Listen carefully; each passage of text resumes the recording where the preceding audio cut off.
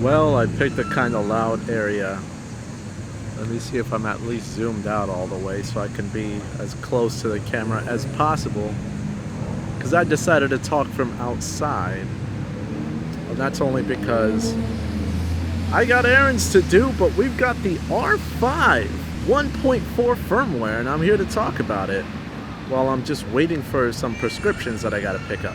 The first thing I want to mention is that this kind of caught me off guard because I thought the firmware update was actually going to come out tomorrow, but it came out today.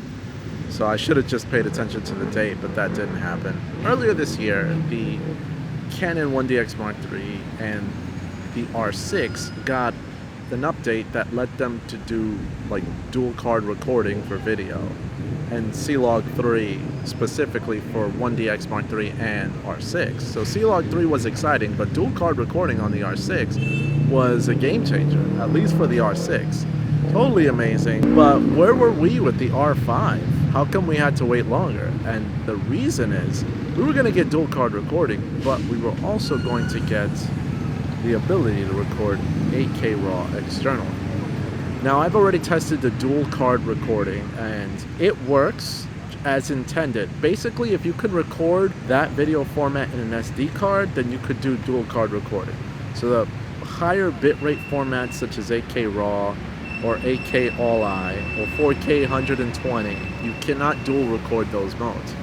But if you were able to record it on SD cards such as 8K IPB, such as 1080 at 120 frames per second, then you could do it dual cards, which is awesome, which is something that it's about time Canon opened the door up for that. Having that is exciting. Now, I don't know if I'll use it too often. I tend to record with an 8K RAW and I do a proxy recording. That allows me to do 8K and then have a proxy backup and be able to edit quickly if I need to on a slower machine because of that proxy with no trouble. Use my laptop, which is not as high end, and still be able to edit 8K without an issue. So, but it's exciting to have, and in those particular cases where I would need a proxy for like longer, intense projects that I don't want to lose the file on, because it's happened to me before, it's nice to have a proxy in camera. But I've also expressed this in the past before. I also tend to have multiple cameras with me on shoots like that, high-end shoots, and get different angles. So I've kind of used that as proxy, but it's nice to have it in the R5. I've got it on the GH5 as well, so now I've got two cameras that can record backup recording, and it's pretty awesome. Moving forward, the other feature, and I'll show you right here, is the feature that you can output 8K RAW out of the R5 to an external recorder, which is the Atomos Ninja V Plus, which I don't know if it's out yet or it's coming. I think it's coming out next month. It'll be pretty awesome because, you know, this is the only camera, at least right now, that can output 8K RAW through HDMI port and give you that in Apple ProRes. So that'll be totally awesome to edit for those that have had struggled with editing the 8K RAW or 8K RAW Lite off of the R5. Now have the ability to do that on, let's say, Final Cut Pro, and even Adobe Premiere, I believe, supports Apple ProRes RAW. So that's exciting. It's the only camera that's going to be able to do that, and perhaps it might actually address overheating issues that you have with the R5 if you just keep it in 8K mode and then just output externally 8K. So that's huge, and that's exciting. I will say that I can't test the mode because I don't have that Ninja recorder. I can output through that port to like a phone, but it's not going to do 8K RAW. I have to look to see if it'll at least output something externally. I will say that the menu itself only says RAW output. It doesn't say 8K RAW output. It doesn't let me switch between 4K and 8K RAW. Maybe that's done out of the recorder rather than the actual camera. The camera just says 8K RAW output, and that's it. And that's exciting. Then the final thing I wanted to mention with this firmware update is that I noticed that Jared Poland from Frono's Photo did an Instagram update where they were using the R5. Now, they always use the R5 in his studio, but the R5 did not overheat after over an hour of 4K HQ recording with the firmware update. and he said it was about like a decent temperature. I think he said it was like 75 degrees Fahrenheit. And that got me curious because I'm like, did they improve the overheating? So I just left it in my room was a little bit hotter, about 80 degrees, and I turned on recording 4K HQ, and it lasted it lasted a good 30 minutes. It did the whole 30-minute recording, but then it would not let me record again, and I got the flashing overheating signal around 27 minutes.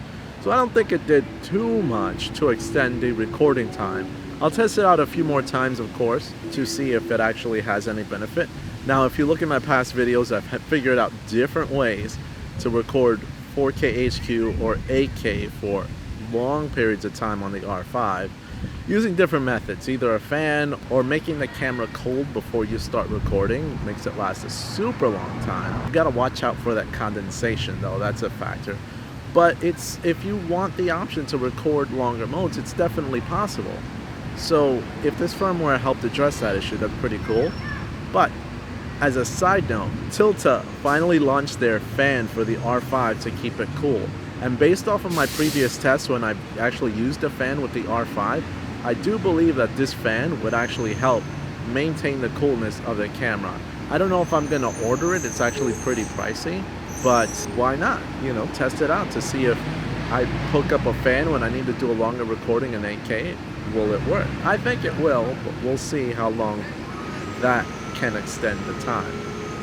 But that's it for the update. The new 1.4 firmware works, it's pretty cool, and I'm excited that we can finally have backup recording internally on the R5 should I need it.